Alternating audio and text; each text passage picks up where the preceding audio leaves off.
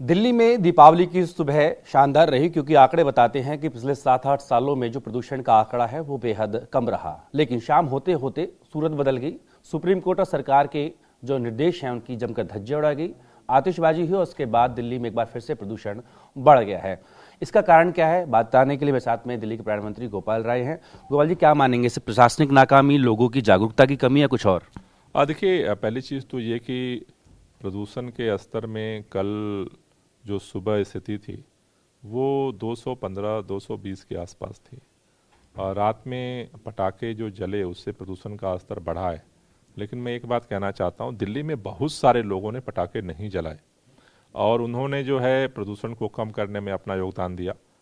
खास तौर से भारतीय जनता पार्टी के जो लीडर्स हैं वो इसका प्रचार करते रहे कि पटाखे जलाओ, और उसका परिणाम है कि जहाँ जहाँ उनका प्रभाव चला वहाँ वहाँ पर जो है पटाखे जलाए गए और उसका परिणाम है कि प्रदूषण का स्तर बढ़ा है। लेकिन बहुत सारे लोगों ने नहीं जलाए, इसलिए पिछले सालों की तुलना में कम हुआ है प्रदूषण, अगर दिवाली के आसपास का देखें। मेरा ऐसा मानना है कि अगर भारतीय जनता पार्टी भी सुप्रीम कोर्ट के फैसले को अगर अनुपालन करने में सहयोग करती और जिन लोगों ने पटाखे जलाए वो भी अगर नहीं जलाते, तो मुझे लगता है कि कल सुबह जैसी हवा आज सुबह की भी होती और ये संभव था, ये हमारे हाथ में था।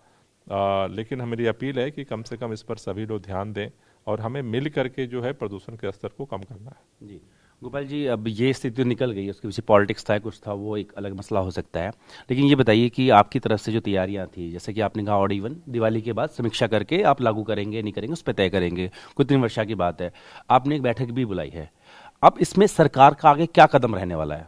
नहीं, आज समीक्षा बैठक हमने उसी लिए बुलाई है कि अभी क्या स्थिति है, आगे का क्या अनुमान दिख रहा है, परिस्थितियां बनने की क्या संभावनाएं दिख रही हैं, उन सारे जो हमारे अभी तक नियम जो लागू हैं उनकी क्या स्थिति है, उन सभी चीज़ों की समीक्षा जो है हम करेंगे और उसके अनुरूप फिर आगे का कार्य योजना बनाएंगे। जैसे कि आप सवाल उठा रहे हैं तो कांग्रेस भी सवाल उठा रही है और कह रही है कि सुप्रीम कोर्ट के निर्देश पे जो दिल्ली पुलिस है उसका काम था पटाखों को न जलने देना। आप भी मानते हैं इस चीज़ को? बात केवल दिल्ली पुलिस की नहीं है, पटाखे तो दिल्ली में कम जले, दिल्ली के आसपास ज़्यादा जले हैं। देखिए, उत्तर प्रदेश में भाजपा के नियंत्रण में पुलिस है, हरियाणा में भाजपा की पुलिस है, दिल्ली में भाजपा, तीनों राज्य अगर देखें जहां पटाखे फोड़े गए तीनों भाजपा के राज्य की पुलिस है और तीनों जगह भारतीय जनता पार्टी के जो लीडर हैं वो प्रचार कर रहे थे कि पटाखे जलाओ। तो मुझे लगता है कि इसका कहीं ना कहीं असर दिखा है। अगर भाजपा सहयोग करती, सुप्रीम कोर्ट के निर्देशों का पालन करती और पुलिस सक्रिय होती तो मुझे लगता है कि और कमी आ सकती थी।